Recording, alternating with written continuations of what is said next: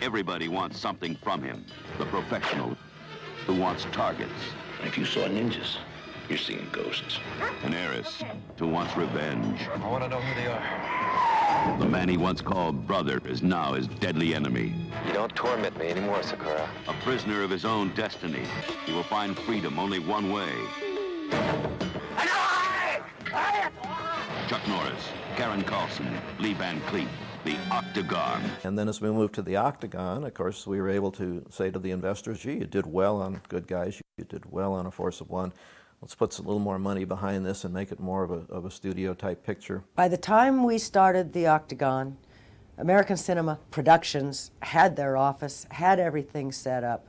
That was really the first picture out with American Cinema Productions as a going concern. I went with Eric Carson, who I had worked with at the Peterson Company, and we'd done many documentary films and PBS films, and I knew what he could do.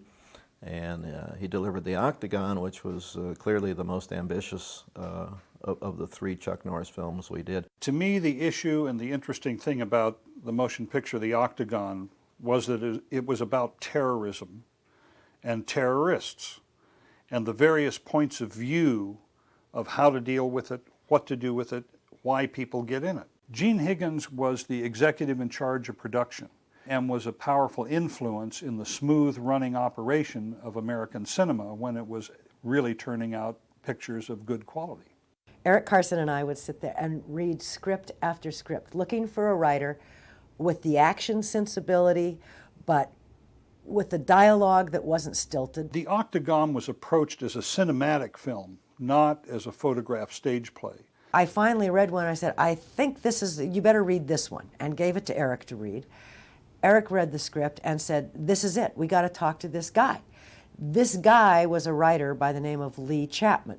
What Eric just failed to notice was that Lee was spelled L-E-I-G-H and that Lee was a lady. It was an early attempt, although not a dramatic one, to do a film in a non-linear way. It was a rather unusual writing job. It didn't just have a straight down-the-line story. It jumped around and it preceded itself. You didn't know what was going on, and then it would be explained later on. Some audiences agreed with that and others did not. When it was reviewed, they said it was highly theatrical in its structure. It wasn't the norm. So The Octagon was written by a woman screenwriter, which most people don't know because they consider it a very macho movie. The first image in the picture has to do with bipacked images or double exposed images, the face in high contrast, and it is the moment before he faces the final decision to do combat with his brother. There's a technique used in the film called an echoplex, and that echoplex was something that was used in music, but to me it sounded like a stream of consciousness, like you think, where you think something and it kind of fades away as you're thinking about it, especially if you're confused about something or uncertain about something. It can't be true. Justine is lying again. Not you, Sakura. Not you. That echoplex device and the inner monologue works well. There's so many films that have narrative, Sunset Boulevard, Apocalypse Now, and so on. It works beautifully in motion pictures, especially one where someone has a deep inner concern about how to deal with certain things. When the film opens, we see a group of terrorists who have come to a training camp.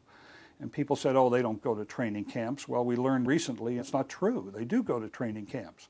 And the people depicted in that are from Ireland, the Middle East, South Africa, Greece, many places that still continue to be areas where people are unhappy and where terrorism breeds.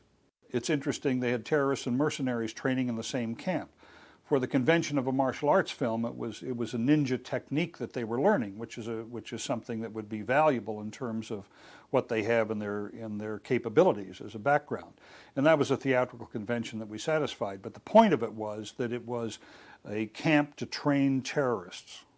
The producer of the motion picture is Joel Freeman, who is a legendary producer and is the producer emeritus of the Producers Guild. I met Joel and I got along with him right off the bat, and introduced them to Eric Carson, the director on the picture. They got along well, and off they went and did that picture. It's very interesting how one becomes involved in making various motion pictures. A very, very dear friend approached me and said, would I be interested in producing a picture called The Octagon? And would I meet with Eric Carson, who was the director? And I said, yes, as a matter of fact, I'd be very interested. And it did come about, and it worked very, very well. We had a ball doing it, a lot of hard work, but it was a lot of fun.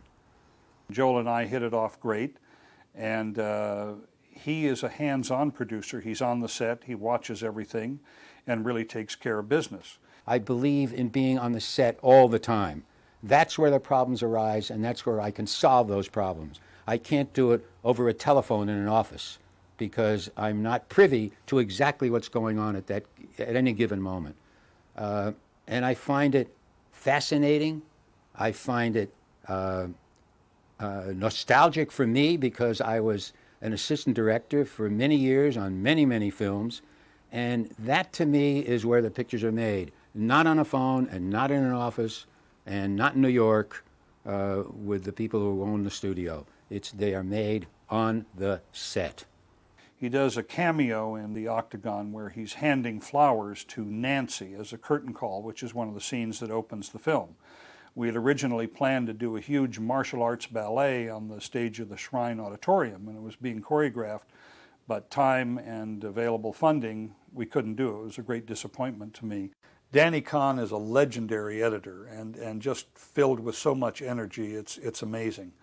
Hired him on the picture, and we had a great rapport all the way through. He helped me a lot. The vibes between Eric and I were very good, and we went on for a many-month relationship editing this picture. There was one scene that wasn't covered exactly the way I wanted it covered, and I got in the editing room and I kept looking at the scene, and it wouldn't satisfy me, and I said, oh my God, what are we going to do? We'll pull it together.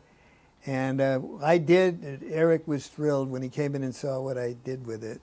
I came back, and he used a head turn and some marvelous editorial tricks, which I've since learned. Who is she? Never mind. And the scene cut beautifully, and I've taken credit for it for years.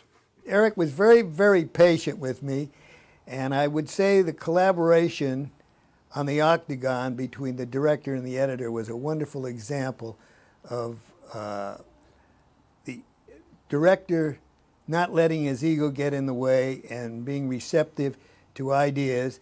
And many times the idea was a little off-center and he'd straighten it out, but between the director, Eric Carson, and myself, we came up with a picture that we were very proud of. Richard Halligan had done a number of films for me. He had done a musical for children for me, and I asked him if he would do this picture, and once again, he created a magnificent score. The set, the look, the ambience, the environment creates, definitely suggests something to me that I would like to bring out in the music.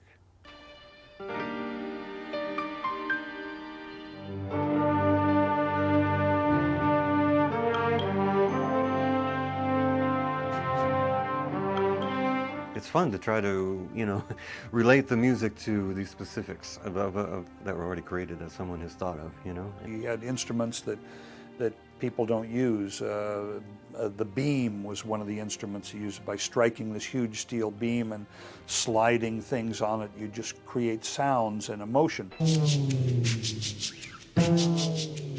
That beam was, I just remember it as being long. And a beam with just a peculiar sound, that unique sound, really. I hadn't, unidentifiable as an instrument, just had a quality. And then mixing that with acoustic instrument strings, overlaying several times, created a sound that was peculiar and unique that I don't think anyone could identify exactly how that was made, that sound,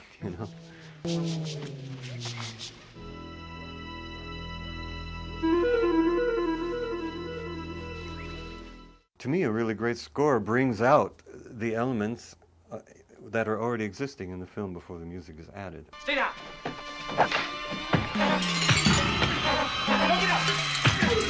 Brings out the feeling of the ambience, the structure, the dynamic tension, the personalities of the people involved, the intent behind it. All those things can, a good score brings those things out without being obtrusive.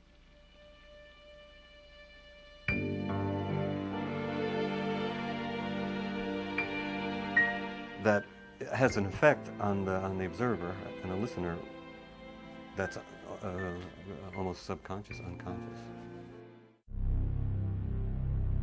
Michelle Hugo was the cinematographer on the picture. And it's tough working for me as a cinematographer because I'm also a cinematographer. I'm just glad that Michelle Hugo was a much better cinematographer than I was.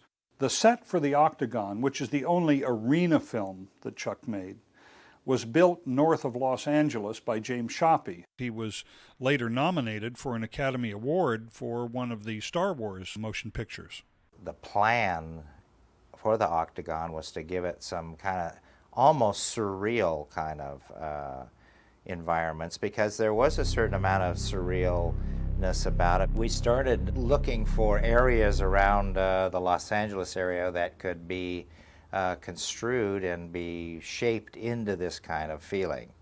But we also had a bunch of other kinds of challenges, which was to have other locations nearby that can also work for getting to the place, and other scenes that were also involved in the script. I get kind of an idea in my head about what certain things maybe look like and things by the way that they're described by the writer, or by the way an actor reacts to a certain situation and things like that. And then I try to also, after I've read the script, try to let my mind go and see if there was some other avenue or some other kind of location or feeling or environment that maybe is not in the script, but where the way the action is and the way the actors react to each other might add something a little bit more, or something that was not initially thought about that will influence that kind of action and visually stimulate the viewer of the piece to understand what that action is going to be or what is going to happen in that action. Well, we wanted a more expansive look to the main camp for the Octagon, and so it did cover probably as much as a football field in size, and a wall that went around it, and all kinds of different facilities. And we decided that we wanted to try to have a kind of a Japanese feel to the camp, because the main character was a kind of a ninja breakaway type person, and so we've tried to incorporate some of the architecture. And then we had quite a few specifics that we needed. They did have certain scenes and stunts that took place there. They had trap doors, a lot of different kinds of things. So they were actual buildings that were built on the location that both worked for the stunts and then were rigged with special effects and all kinds of things, for sure. And it did prove very economical for us to have those interiors and exteriors there, because we were there for so much of the movie. And I think that Biltmore, it provides a lot of different looks, you know, and it's got architecture on it, so there's things you can hang on and you can see, and there's not everything is flat. There's shadows and lights and shadows, and I think the light and shadow thing is very much a part of what the Octagon is. But they worked out very well, and the crew did a really nice job. This was a first picture for Barbara Bergdorf, who was the costume designer on the picture. But she was a marvelous stylist in terms of design and color and so on. And she did a terrific job on the picture. I give her a lot of credit. I mean, she did endless sketches and endless work and designed the Keo the Killer's outfit. It was great. I guided her only in the sense that I said it had to have certain feeling about it. And that was certainly Oriental, but also medieval. Chuck Norris's character in this motion picture is the reluctant American. He is coerced and pulled into this activity, but once he makes the commitment, then there's no stopping him. And I think that's what audiences respond to, because they sense that about their own character. It is the American character. Caro Jones called me and said, Lee Van Cleef has come back to the United States. And I've talked to him about playing McCarn, and Caro Jones, a wonderful casting director, and they said that, well, you know, that he'd gone to Europe, he was tired of doing films in America. I sure feel better after killing that son of a bitch. I had one conversation with him and cast him immediately. I mean, he's an iconic figure in cinema history, and he was absolutely professional and right down to the moment, everything just perfect. You know, wonderful actor and did an excellent job. I told you to wait until they hit the ground. I get some of the boys and clean this place up. He has the presence and the gravity to play a character like McCarn, who is a hard-nosed mercenary. And one of the great lines in it, which I will paraphrase, I can't remember, it's a difficult line to twist, but he says, you know, it's people like you. It's people like you who are paving the way for others to have to kill to live. The McCarn character represents the right-wing, hard-nosed, I know how to deal with terrorism, and let's go kill them. Add a couple of knife wounds, some booze, and dump them in that flea bag hotel over on Canal Street. So that's his point of view. That's the composite character that he is. The character of Justine is played by Karen Carlson, and Justine represents sophistication, money, media, power, and that character tries everything that she can to coerce our hero into doing something because he can't be hired. Well, originally I'd planned to hire you, and McCarn assured me that that was impossible. She fails at coercing him into doing those things. Ultimately, she is killed in the picture by the mercenaries because she has changed power with money. AJ is the real American emotional reaction to certain things. He's a hothead. Don't. Why not? You know, it feels good having a cause. Oh, how well I know that. It makes you feel terribly important. He wants to do the right thing, but he doesn't think it through necessarily, and he wants to go charging off and combat terrorism in this case, or combat whatever the evil is. Damn it! This is my fight! I chose it! AJ, of course, pays a terrible price for his emotional reaction to things. Kim Langford plays the character of Nancy, and Nancy is the enabler to certain terrorists, an innocent who wanders into something that's much more profound and dangerous than they think it is. They're too young to have that evaluation. And the film opens with an assassination that her brother is involved with, and she was a courier for this group. She carried money and so on, and she pays the price. Carol Bagdasarian plays the role of Aura, kind of a smoldering, sultry beauty that she has, and a very strong physical presence. She is seen in the motion picture as one of the people who is trained as a terrorist and wants to get into that on an idealistic basis. She says, nothing affected my parents. I wanted to make a difference. I wanted to contribute, and so she started down that road. However, she wakes up before it's too late. Dago just ordered me to take a job in Egypt. Do you know what's in Egypt? A mouthful of dollars for him and the privilege of getting killed for me. And realizes what the terrorists and the mercenaries are really involved in and switches sides.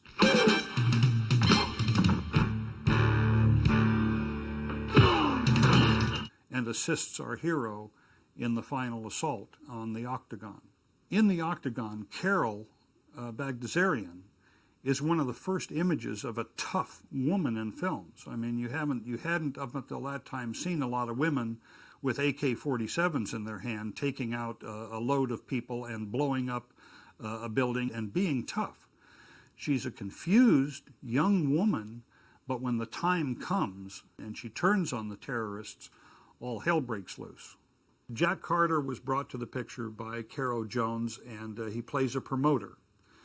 And he just gives a lot of life to the picture and a lot of energy and a wonderful portrayal of a hustling kind of guy. Ernie Hudson, who was a wonderful actor, he had just come to Los Angeles, and I told Carol, he has got to be in this show. He has a wonderful presence. And he plays one of the other fighters, a small part, but what a presence the guy is. We needed to see Chuck Norris at age 18, and it was a direct dissolve from him at 18 to him as the lead character in the film. So I think his son filled in beautifully. The match was very good. Kurt Grayson plays the character of Doggo, and Doggo's compound is a recruiting station for mercenaries. The opposite of the Doggo character is a character called Tibor, and he deals with money. He wants money for his activity. He deals with corporations. He's a burned-out guy who tells our hero he has some advice for him. Before you go out there to save the world, I can tell you, the world, it doesn't want to be saved. And our hero has some advice back for him. Your world, maybe. Not mine. We depict him in a room filled with animal skins as he's a furrier.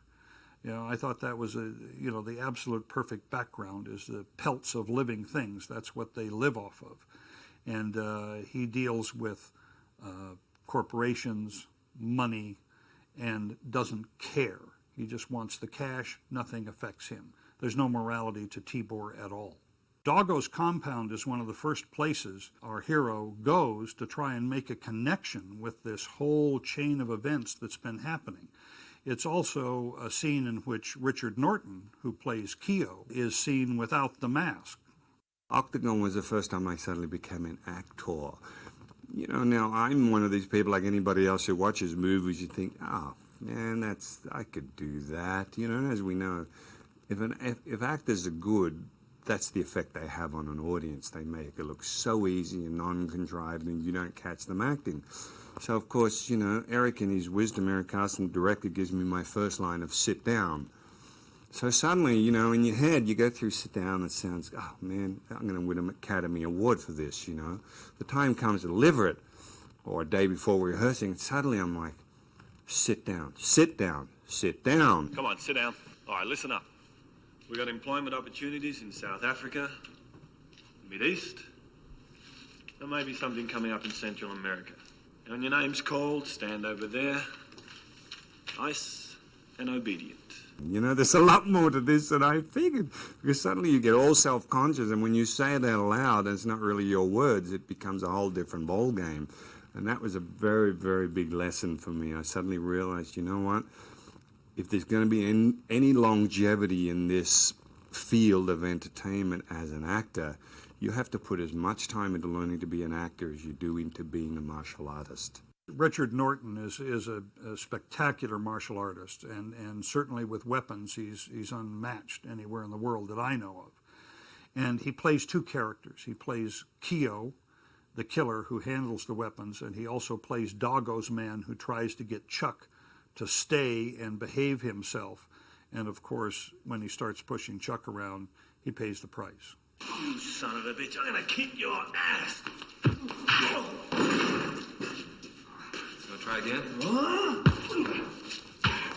You know, the other interesting thing about that scene, which you notice, is when I come up behind Chuck and I say, You go when he tells you. You know what I mean?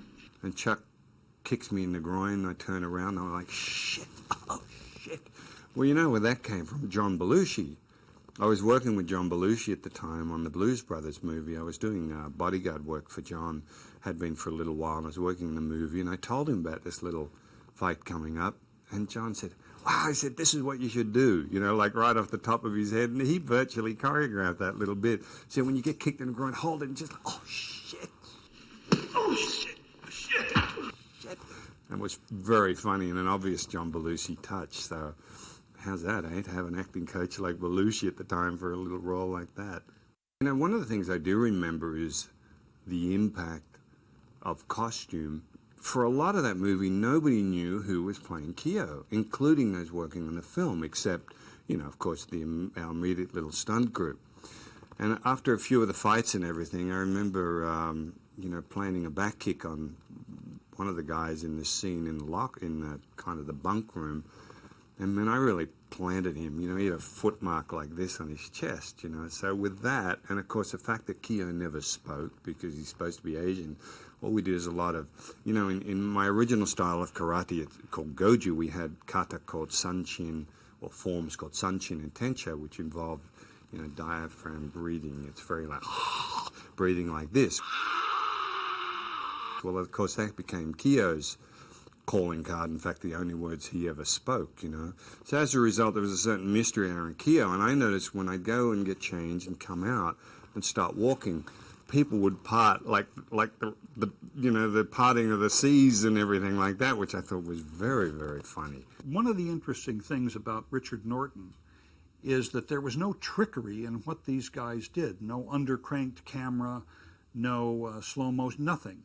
It was exactly as it would be done. And we were trying to build up the character of Kyo the killer. There's a little fight that breaks out at the cook shack between a couple of the characters. And Kyo the killer steps in. The man points a sword at him, which he catches. And in 6 frames, he disarms and turns the sword on him. That's a quarter of a second. It happened so fast, I actually counted the frames that it took because I didn't believe that it could be done that fast. It looked like a trick shot. It wasn't a trick shot. He did it. It's funny, I had a lot of people call me and say they had got Octagon and they were freeze framing it and trying to go frame by frame to work out how we did that. And of course, I never told them. The character of Hatband is played by Aaron Norris, who is also the stunt coordinator on the picture. And actually played several of the ninja bad guys that were taken out by Chuck. They put together a stunt company for the picture who would frankly have died for Chuck Norris if necessary. That's the kind of loyalty that they had. They tell him to jump off a cliff. The only thing they would ask is, well, when do you want to do that? The stunt company of guys, when they're not in their ninja masks, the only time you see them is when they arrive at the hotel to try and take Scott James out. One of the interesting things about it is that because they were all in black hoods and black and you only saw their eyes, we actually worked with a small group of stuntmen who just kept dying over and over again. There was a running gag on the set as to which stuntman had died the most times. My claim to fame in Octagon was that I died 8 times. I used to say to everybody, whenever you see a ninja and somebody going splat on the ground, it's probably me. Eric and the boys, I say the boys meaning his team, were so well versed and so well rehearsed that it did simplify that particular portion of the film. The relationship with Chuck was excellent. He knew that I was an award-winning filmmaker and had won many awards, won the New York Film Festival and a lot of international film festivals for films I'd done. And I had a respect for what he was doing. He had made 2 films and was really making a name for himself because people were responding to him as this iconic figure. So whenever I requested something, can you do this? Can you do it this way? He was so professional. Okay, we'll change this. We'll do it this way. Will this work for you? They would make it work for the camera. They would try and work with any logistical problems I had, both he and Aaron. And they were great about that. Absolutely first rate. With regard to the famous fight in the picture, which is the fight between Chuck Norris and Kyo the Killer, in the Octagon itself. Been much talked about, been much written about. We started rehearsing that end fight scene that Chuck and the Kyo character do at the end of the movie in Chuck's backyard. They had rehearsed that fight for a long time. I would say probably a month. Just putting, not every day, of course, putting bits and pieces together. And when we got to the moment when we had to shoot that fight, I made the decision that I had watched the run-through of the fight several times. I'm not going to cover this in a series of close-ups. This is like a ballet. The movements are incredible, the speed and the power and the sureness of them. And I covered it much like you would see a Fred Astaire dance number from full figure so that you can see these guys can really do it. Chuck was well-versed. His people were well-rehearsed. It was very effective because it wasn't necessary to cut. The sound effects merely backed up the action. I did have double camera coverage so that there were closer angles for certain things. But if you watch it, there's no doubt about the fact that it was seamless and it just continued. It made it very interesting editorially and visually. There was no cut, there was no stop. They could make those moves, and they made it happen, and it's a spectacular fight. The ending of the fight where you see Keogh kick through the wall was me. As you mentioned, the person that came back through doing a full fire burn was not, because that's a very specialized stunt. But no, the kick through the wall definitely was me. Chuck's got a pretty decent kick on him, so it wasn't as though we had a wire or even needed a wire to go through that wall. Talking about films, it's the side stories and the life stories that I think people enjoy most, at least the people hearing them. One of the stories that I don't enjoy too much is I thought I'd save the company a little bit of money, and I'd use my new Jaguar. So we used it in the chase scene, and as we slipped around the roads on a wet day in Griffith Park, which I was very disappointed, I didn't like the look, and it was fine up until the point when I heard that sickening thud when it hit the other car, and they said, okay, drag that one out, we have to use the backup now. Yeah. As a matter of fact, the car crash was chronicled by Bill and Kitty, who were doing a cartoon series on the production of the Octagon. It was called Captain Eric in the Octagon versus the Elements. And between the wind and the rain and all of the usual problems of production, they certainly had a lot to work with.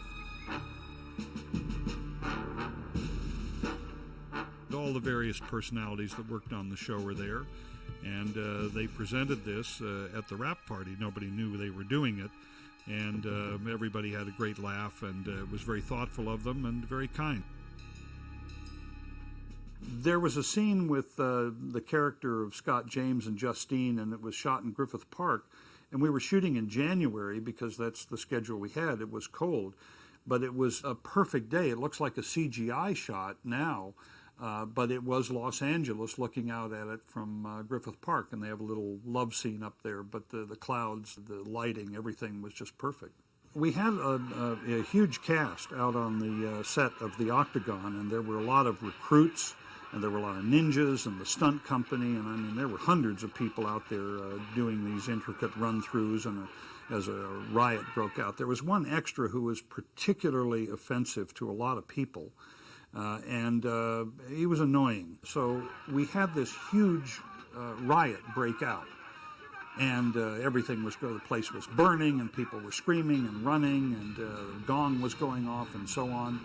And we cut the scene, and this extra came running up to me, screaming, "I need a medic! I need a medic!" And he had a bloody nose, and I felt sorry for the guy. I said, "Well, what happened to you?" He said, "Somebody hit me."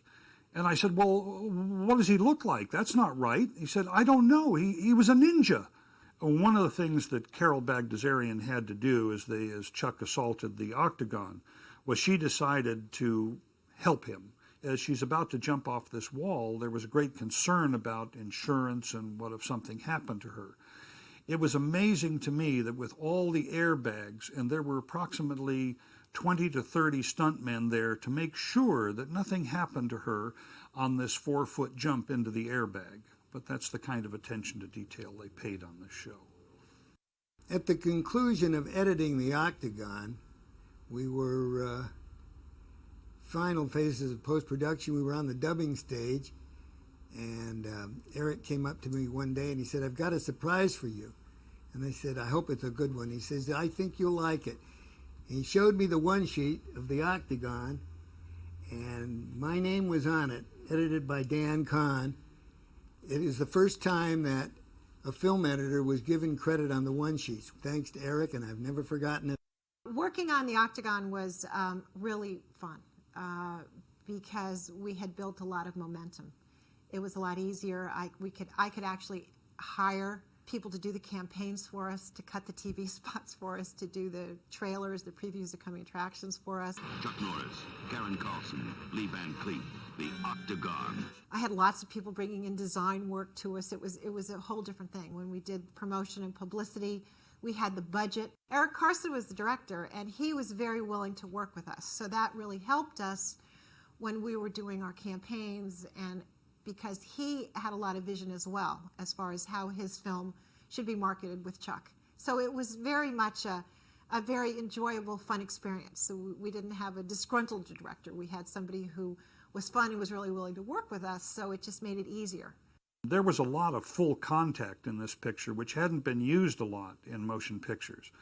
But with these martial artists, Chuck did a flip on a platform in the water hazard area and caught the man under the chin with his foot. John's head ends up under the water, backwards like this. I mean, it was amazing when you saw it happen in front of you. Well, what had happened, the mask had got wet. John wasn't able to get a mouthful of air. Just before he hit the water, so there was a lot of struggling going on. John's really actually fighting for his life, and Chuck's thinking, gee, he's struggling hard for this scene. He's got his foot on his chin under the water, and I mean, that was very close.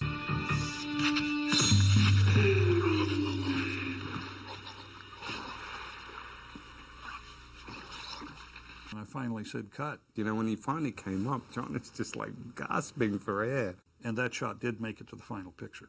There was a series of boxes in another part of the octagon, which was like an obstacle course, and the timing on the movements of these guys was just amazing. And one of the people came in, and there were so many of them coming quickly that he missed his mark, and by mark I mean the place where he was supposed to stop. And as Chuck turned and extended his foot, he nailed the guy. And smelling salts were required. There was a scene in the fight, you know, where sweep Chuck on his back and twirl him and come down and stop here, and he blocks that, you know. Anyway, at one stage, he missed the block, and I went up in the air, stopped him right here. And it was funny because, you know, he had kind of Chuck Norris schools, and I remember saying at the time, I said, how does Norton Karate School sound to you? And he said, yeah, that sounds really good. During the passage of Chuck going to the octagon, we needed some imagery of this powerful man walking. And, of course, production was then out of money. We were in editorial. So being a director of photography, I conned my brother into going out with me one day, and we went out on a hilltop in the San Fernando Valley and did all the imagery of the sunrise, the sunset, and the marching across the sun. That's Gil Carson. The Octagon had a fun ending to the production. There were a couple of television writers that came walking around the corner of one of our sets, and they were going, well, then the actor could come this way and this way. And I remember having the discussion that if we weren't careful, that we would see this set, which was a brilliant set, on television before the feature film was ever completed and released to the cinema. The director, Eric Carson, came to me and he said, you know, it would be great to really pay this off, that Chuck Norris has really won this battle in the octagon. And what if we just rewrote the ending to be a little larger, a little more impactful? And just blow the whole thing up. And I said, Eric, we just don't have the money to do that. So then somehow somebody from production sent me an estimate of what it would take for all the union carpenters to dismantle board by board and take all the lumber away and clean it up. And that was more than the cost of blowing it up. So at the end of the octagon, we literally blow up the entire set.